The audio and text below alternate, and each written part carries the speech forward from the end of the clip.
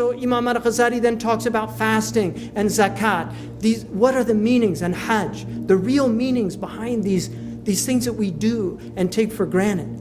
And then he moves to the second, which is the second quarter of this ihya. And the architecture of the ihya is quite extraordinary if you examine it. He moves to the second quarter and he shows that you have daily things that you do.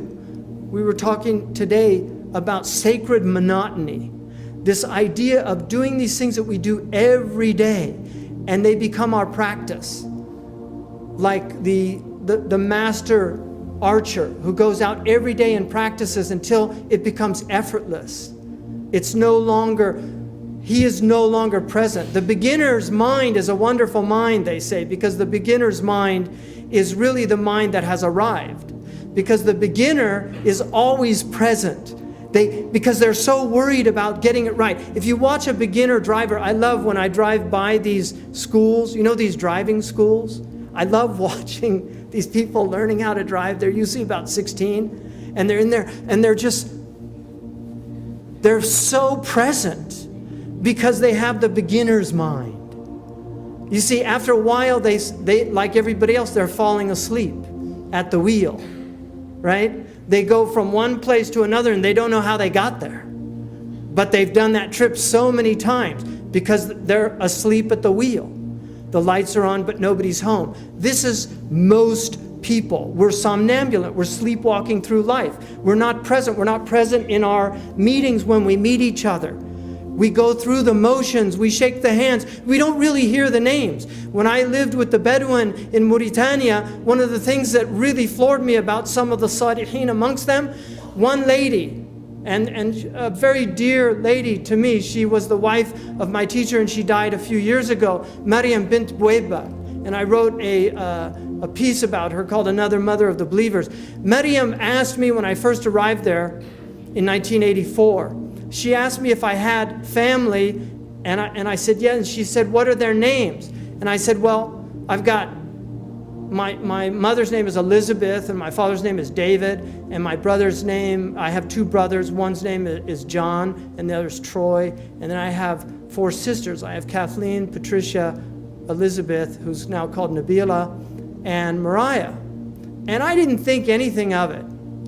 After I left that period, there were 10 years before I went back. When I first saw Maryam, after 10 years, she said to me,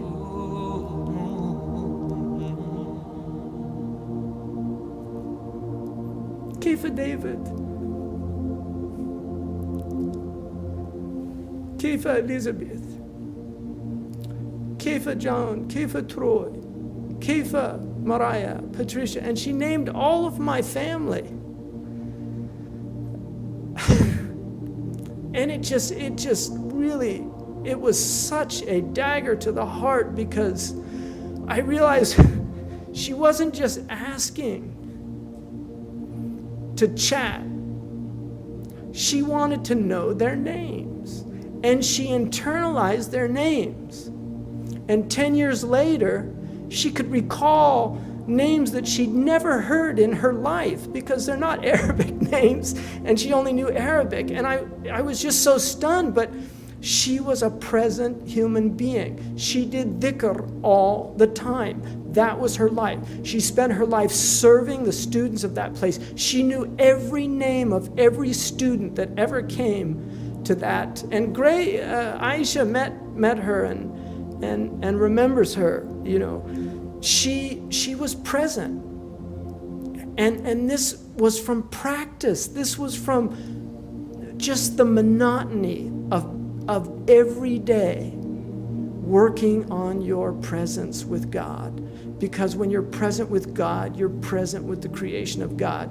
You start noticing things like the wind in the trees. You start noticing the subtleties of everything that's around us. It becomes real.